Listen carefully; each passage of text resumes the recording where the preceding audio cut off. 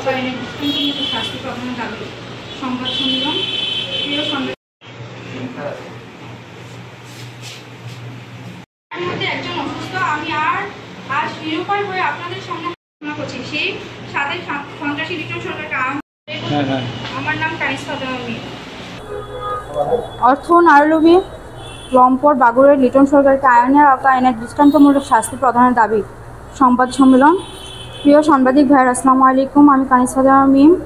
আমার বয়স 22 বছর। স্বামী কাউসার আহমেদ। আমার পিতা মৃত মোহাম্মদ শাহজালাল মেম্বার। আমি বাগুড় থেকে চান্দিনা, পোস্ট অফিস চান্দিনা, থানা দেবিদ্বার, জেলা কুমিল্লা। আপনাদের সামনে হাজির হয়ে সংবাদ সম্মেলনের মাধ্যমে জানাচ্ছি যে কুমিল্লা উত্তর জেলা স্বেচ্ছাসেবক লীগ নেতা মোহাম্মদ লিটন সরকার, বয়স 44, পিতা মৃত আব্দুল মজিদ, একই এলাকার বাগুড়, পোস্ট অফিস চান্দিনা, থানা দেবিদ্বার, জেলা কুমিল্লা, এবং আমার স্বামীর বাড়ি একই গ্রামে। আমার স্বামীর সঙ্গে তার দীর্ঘদিনের চলাফেরা এই পরিচয় সূত্রে সে আমাকে প্রায় 6 মাস যাবৎ নানাভাবে কুপ্রস্তাব দিয়ে আসিতেছে। আমি তার কুপ্রস্তাবে রাজি না হয় সে আমাকে প্রতিনিয়ত বিভিন্ন ধরনের হুমকি ধামকি প্রদর্শন করে। এই বিষয়টি আমি আমার স্বামী ও আমার ভাইদেরকে একাধিকভাবে জানিয়েছি। তারা একটি সমাধানের চেষ্টা করে। গত 1 জুন 2024 তারিখ রাত অনুমান 10:30টার দিকে লিটন সরকার আমার ঘরের দরজা ধাক্কা দিলে আমি তার দরজা খুলে দিলে সে ঘরে ভিতরে প্রবেশ করে ঘরের দরজার ভিতর হতে বন্ধ করে দেয় এবং আমার সাথে শারীরিক সম্পর্ক করার প্রস্তাব দেয়। আমি তাতে রাজি না হয়ে আমাকে ভয় দেখায় যে তার নিকট আমার স্বামীর স্বাক্ষরিত চেক আছে, উক্ত চেক দিয়ে আমার স্বামীকে মিথ্যা মামলা দিয়ে ফাঁসাবে। আমি তাকে ঘর হতে চলে যেতে অনুরোধ করি। সে আমাকে ঝাঁপটিয়ে ধরে আমার শরীরের স্পর্শকাতর স্থানে হাত দিয়ে সে ধর্ষণ করার চেষ্টা করে। তাৎক্ষণিক আমার স্বামী ঘরে এসে হাজির হলে লম্পট লিটন পেছনের দরজা দিয়ে পালিয়ে যায়। পালানোর সময় হুমকি দিয়ে যায় যে এ কথা কাউকে বললে খুন করে লাশ ঘুম করে ফেলবে।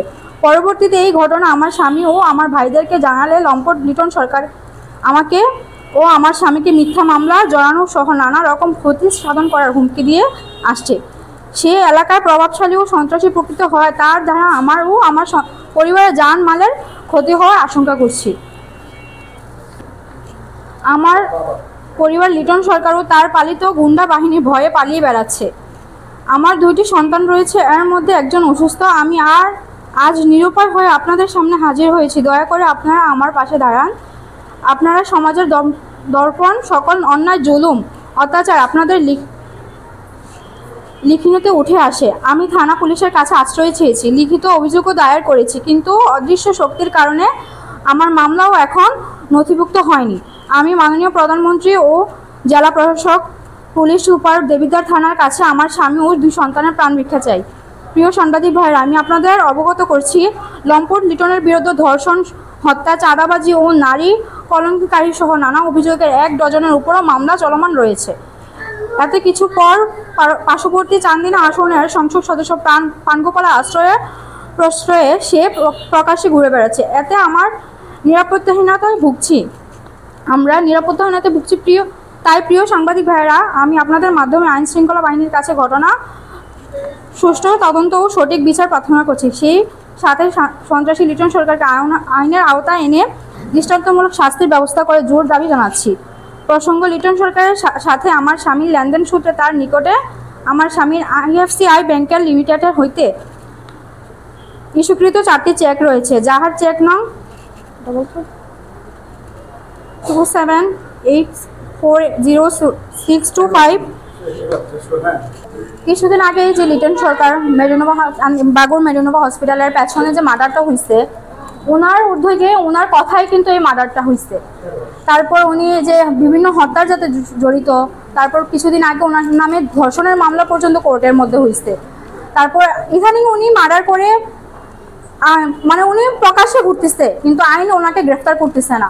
ওনার বিভিন্ন জায়গা থেকে ওনাকে শেল্টার দেওয়া হচ্ছে, ওনাকে সাহায্য করা হচ্ছে।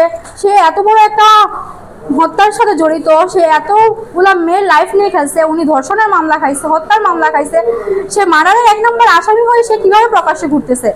আইনের দৃষ্টি আকর্ষণ করছি যে ওনাকে যে শেল্টার দিচ্ছে তাদের মাধ্যমে উনি এখন প্রকাশ্যে ঘোরাফেরা করতেছে।